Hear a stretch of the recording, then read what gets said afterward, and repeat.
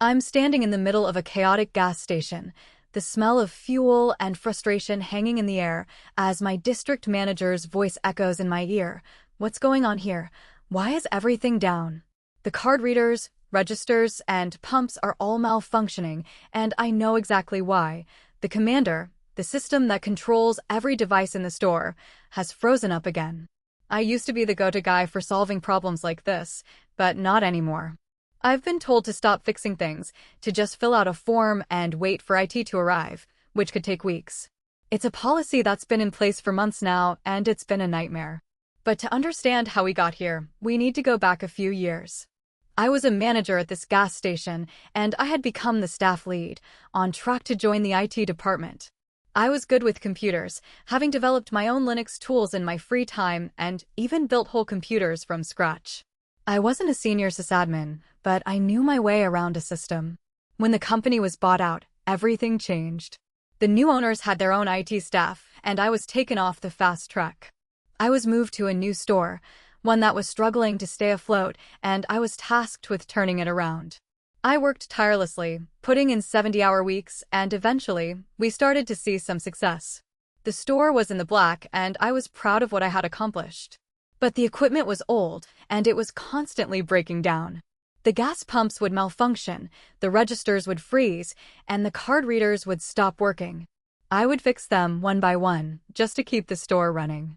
I didn't have a choice. IT was overwhelmed, and it would take them weeks to respond to a ticket. So, I took matters into my own hands. I fixed the server, the office computer, and even the soda machine. I became the unofficial IT guy, and it worked. The store was running smoothly, and I was happy to be able to keep everything going. But then I got an email from the head of IT and maintenance telling me to stop fixing things.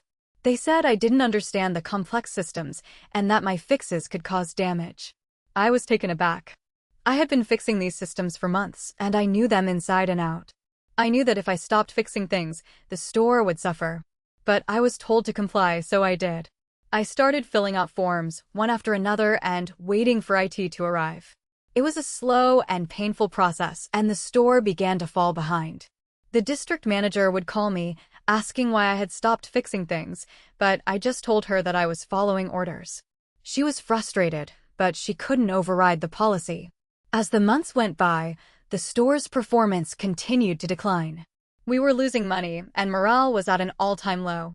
I knew it was only a matter of time before I would be called into a review, and I was right. The meeting was tense, with corporate reps telling me that my performance was subpar. But I was prepared.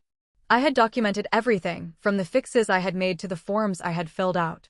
I showed them the correlations between my fixes and the store's success, and I explained how the new policy had hurt us. The room fell silent as I presented my case. The district manager spoke up, explaining that I had been on track to join the IT department before the company was bought out. She told them that I had been removed from that track and that I had been forced to comply with the new policy. The corporate reps were taken aback, and they realized that they had made a mistake. They told me that they would review my case and that they would get back to me. But it was too late. My body was failing me, and I couldn't keep up with the demands of the job. I quit, leaving behind a notebook filled with instructions on how to fix the equipment. It was my parting gift, a way to help the store succeed even after I was gone. I heard that the new owners were impressed with my documentation, and that they eventually replaced the outdated equipment. It cost them thousands, but it was a necessary investment. I'm working from home now, developing Linux tools and writing. It's a peaceful life, and I don't have to worry about outdated systems fighting me every day. I may not make as much money as I used to, but I'm happy. And I know that I'm not alone. There are plenty of people out there who are struggling to keep their heads above water, who are being blamed for problems that aren't their fault. So, I ask you, was I right to comply with the policy, even when I knew it would hurt the store? If you made it this far, thank you for watching. Drop your verdict in the comments below, subscribe for new stories every single day, and hit the notification bell so you never miss one.